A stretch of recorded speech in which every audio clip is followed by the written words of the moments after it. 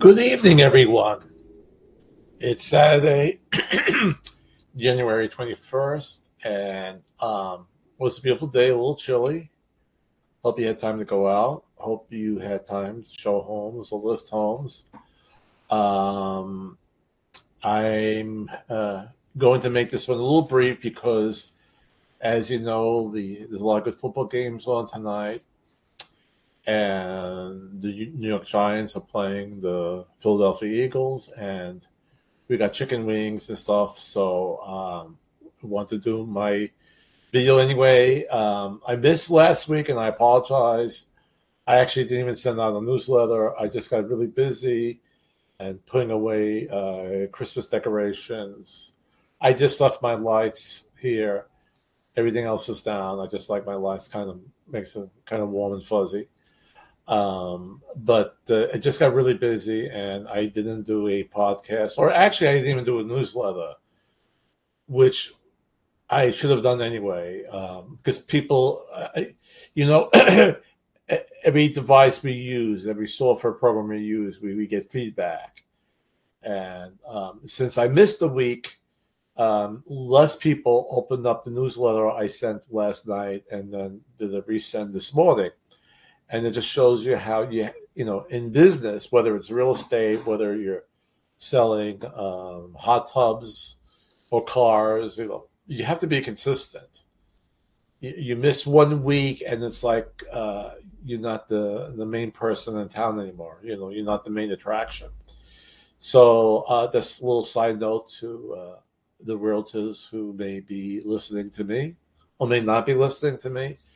But consistency is so important. So I should at least have done the newsletter.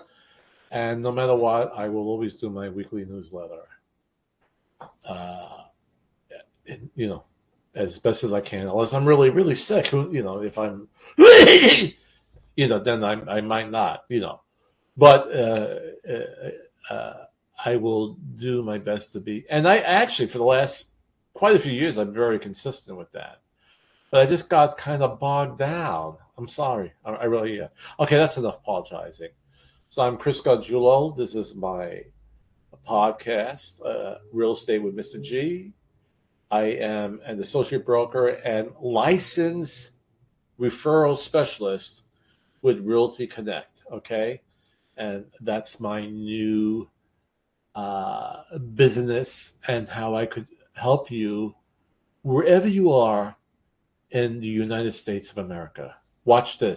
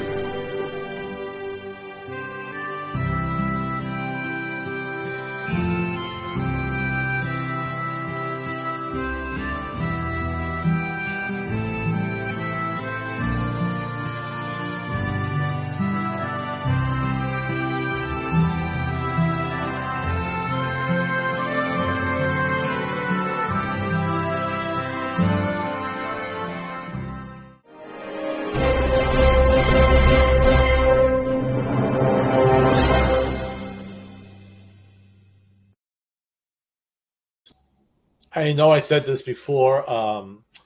I first heard that music from a podcaster that I listen to daily. He's a comedian, and he used that for one of his characters. And I said, where did you get it from? I'm actually Facebook friends with him. And then he told me, and I was able to buy the rights to it as well. And I just fell in love with the music. I thought it was very Americana, or Western. But I just wanted to show what I have done, where I come from, and what I'm trying to do now. And again, I actually think what I'm working on is actually a good idea because you're basically getting two real estate specialists for the price of one because you could contact me with your questions about purchasing wherever you are in the United States of America. I could give you my advice, but then I will find you a specialist, or you could go to my website and you should be offered up to 3 agents in that area. If you're out, for instance, in California, and you could choose which one works best for you. And I think it's a good idea because, again, um, you're getting 2 for 1, and then you get not only are you getting 2 for 1, but then you could choose from a batch of people who actually will show you homes, or if you're listing your home, to list your home as well. So I think it's a good deal. All right. And I'm going to be building more on my blog and website, and I will actually be selling books, ebooks dealing with real estate or with marketing of real estate, and that's what I'm planning now. Okay, and that's my little background, my little spiel. Now, a lot of questions are going on with the housing market, and if we have hit rock bottom, we know that prices have fallen, and I've read an article where actually buyers are suing their agents because now, a year ago, they paid so much for their property, and now it's not worth it. They're underwater. Now, again, we are better off than we were back in 2007, 2008 because the banks were a little bit more careful. So if you looked at a house that was 200,000 and you end up buying it for 240,000, you overbid to win it over. There was about 9 other competing offers out there, and you did 40,000 more. The bank um, loaned you what the appraised value was, and they stood tight with that. So they didn't appraise the house at 240,000. If they felt it was worth 200,000, they kept it at 200,000. So even if you bought the house at 240 and a year later it dropped down to 200,000, you're really not under the water. You paid a lot more for it, but your mortgage is at that level, right? So your outstanding debt is really the price. Well, what you're still paying on the house is what your loan is for. Okay, you're not paying paying out a $240,000 loan, and now your house is worth just 200,000. You bought at 240,000, but your loan was at 200,000, and you kind of break even there. But I imagine there are examples where people who, even though they, they went over the asking price, perhaps even the value of the house at that point, the appraised value came out in kind of high, and maybe their house is worth 195 now. All right, I don't know how many examples are out there. It's, I've read reports on agents or brokers who are being sued. I don't know if it's rampant, but that's one safeguard we have, and now that we didn't have in 2007, where the banks and especially the appraiser kept tight with the true value of the house. But again, if home prices have dropped so dramatically, and you actually took out a mortgage that was higher than now the present value of the house, that hurts. That hurts a lot. And some buyers are suing their brokers for it. Now, it's all happening now. I don't know what the outcome would be. I don't see the agent making up the difference with errors and omissions insurance, because I don't think it's really the agent's fault. I mean, um,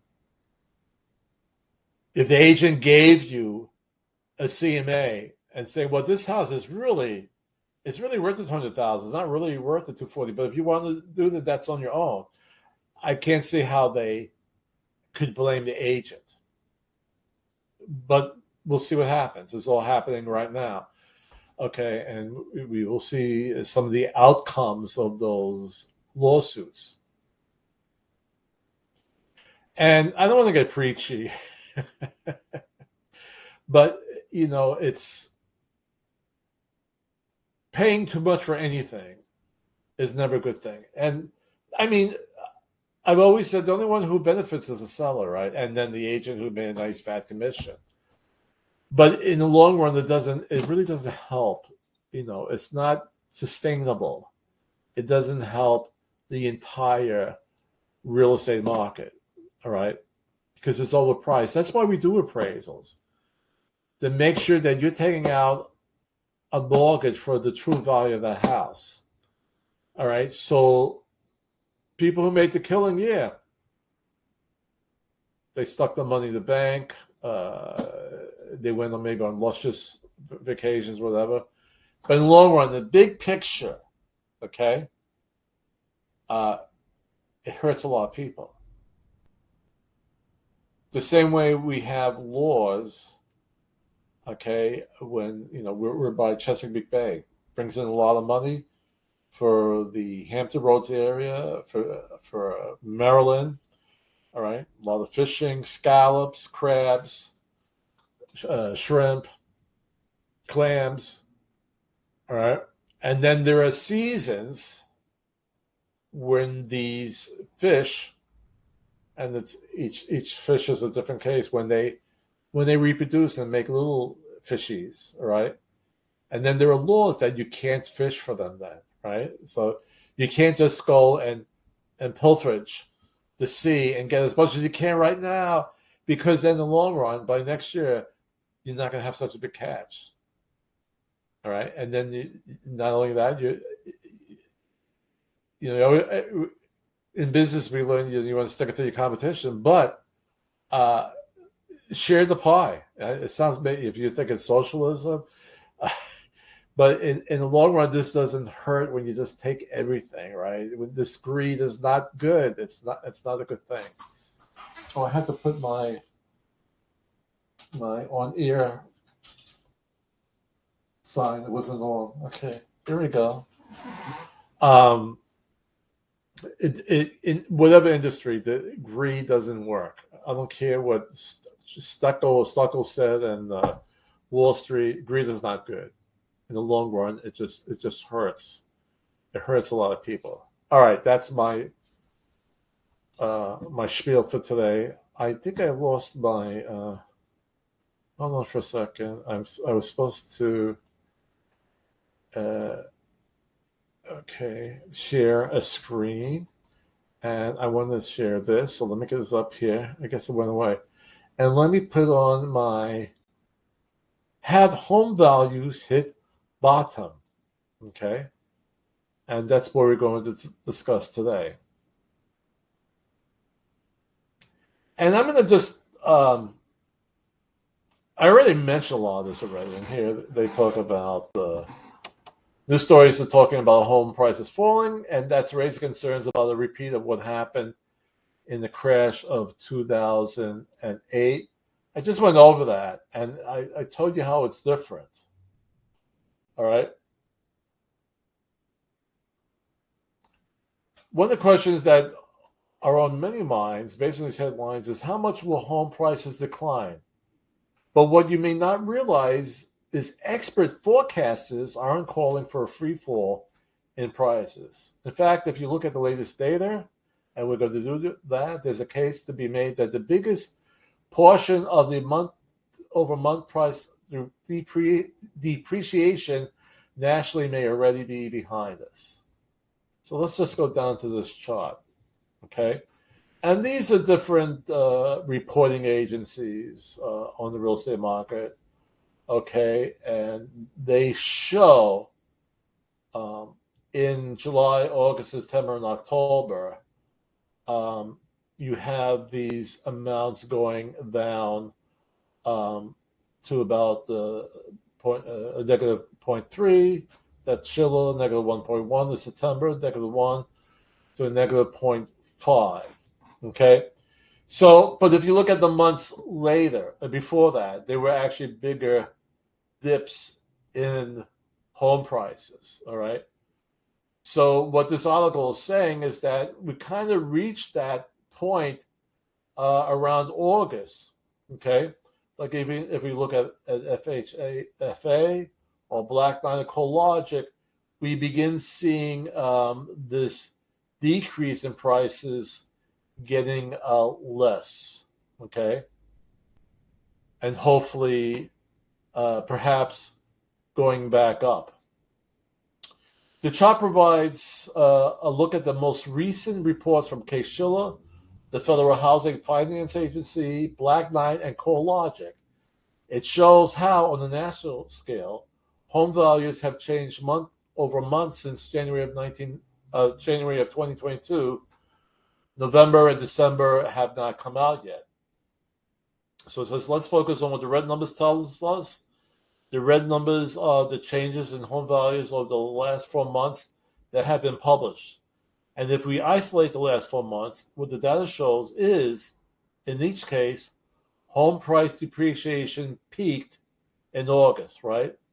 So in August they peaked, but then we see, while that doesn't guarantee home prices depreciation has hit bottom, it confirms prices aren't in a free fall. And there may be an early signal that the worst is already behind us. As the numbers for November and December are released, data will be able to further validate this national trend. Okay, now what I'm going to also show, and one of my Christmas presents to myself, I bought another screen, a monitor. I got two nice big 32-inch screens, and I could share it. So I could focus, I can move this while keeping this. I'm loving this. Okay, so this chart is saying, they call it an infographic. What's really happening with home prices? Okay, if you're thinking about selling your house, recent headlines about home prices may have you second guessing your decision.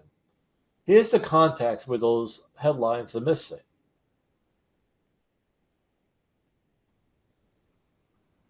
While moderating, now if you look at the chart, you see here it goes from January of 2019 to November of 2022.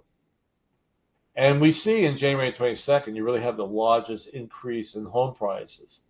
Then throughout this year, actually 2022, they begin to fall. Okay? But what this chart is showing you, I can't do my yellow graph on this. Oops, let me get that off here. Let me cancel that. But they're saying it's still higher. The home prices are still higher than they were, let's say, in January of 2020.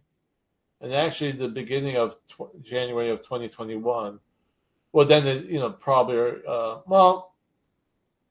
this, I don't know exactly where January is beginning, but we can see it, but now it's pretty equal. All right, but it's back to where it was at the beginning of January 2021. So even though they have dropped, it's still higher than it was, let's say, 3 years ago. So all of this up here was gravy, okay, or the chocolate sundae with the whipped cream and the cherry. But now they're beginning to normalize, which is what this chart is showing here.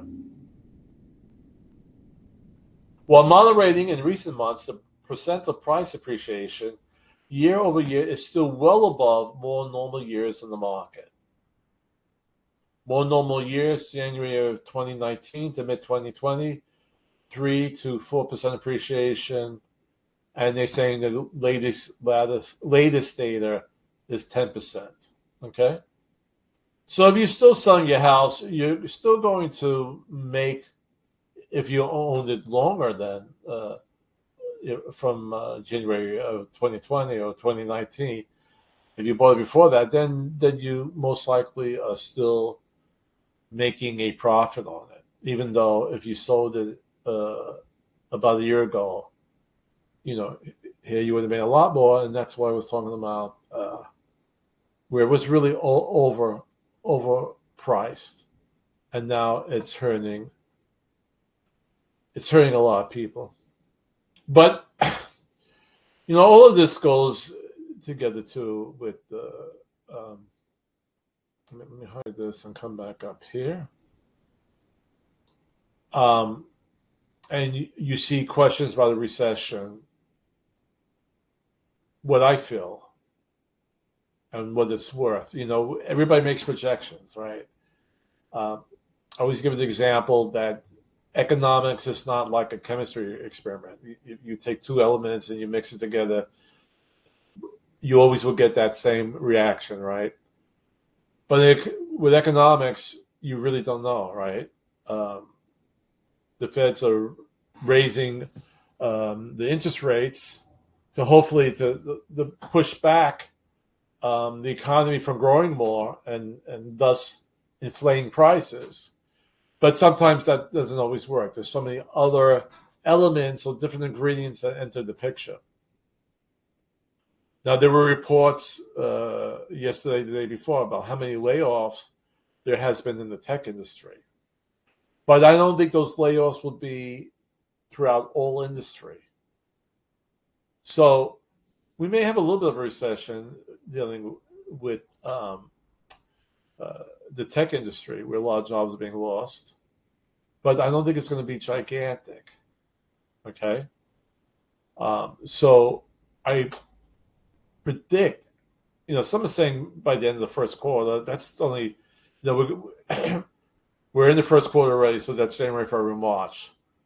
I don't think things are going to go crazy in April, but maybe by summertime, we'll kind of have like a normalized market where more buyers will be back in the market buying. May happen soon. It might happen in April and May. And that all depends, again, if everything stays strong like it has been, okay, where we're creating more jobs. So between the second and third quarter, I think the real estate market is going to come back. And the only thing is that the mortgage rates are not going to go back down to 3% or below 3%. That's over with. That's done with. In fact, I was surprised that they stood so low for such a long time. All right. So people may have to save up more to purchase if they're having difficulty with the mortgage rate.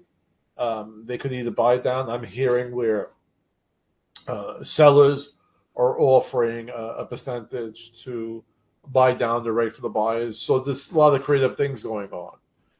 But the mortgage rates definitely won't go back down to 3%. They might go, between 5 and maybe in the high 4s. But it's no longer to be 3 or below 3%. That's pretty firm on that. And I think a lot of smart people like myself, economists and bankers and mortgage loan officers, feel the same. Okay? All right. So let me just show you one little video about perhaps perfecting your house after you buy it. Okay? On your checklist, you might not get everything you want in a new house, but maybe afterwards you could fix it up and make it a very nice thing.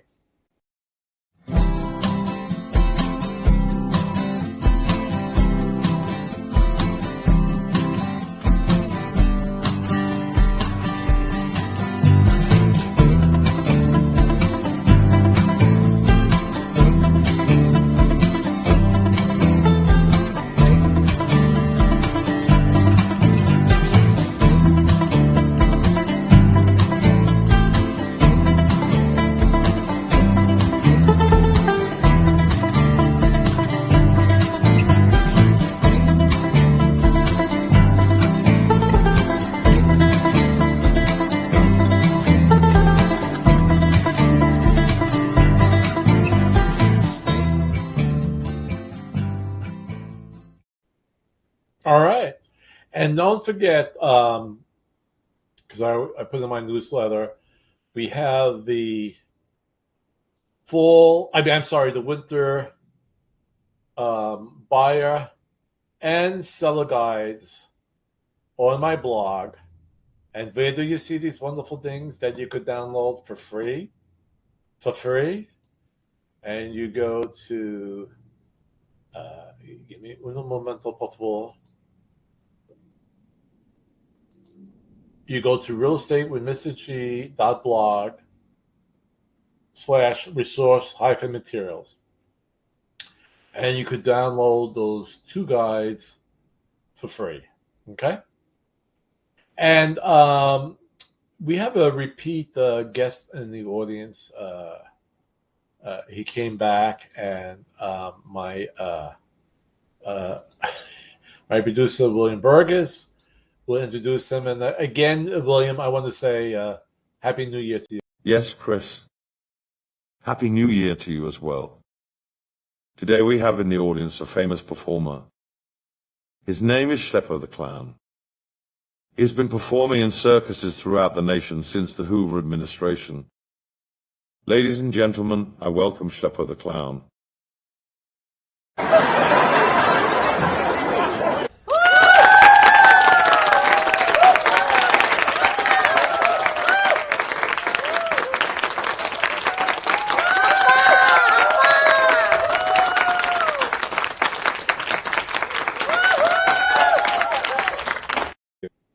Okay, let me get rid of my guides over here. Sorry about that. All right, that's our show for tonight. Thank you for watching. Enjoy the football games. I'll see you next week. And remember, the greatest power we have is to love, and the greatest gift, each other. And I'll see you next week.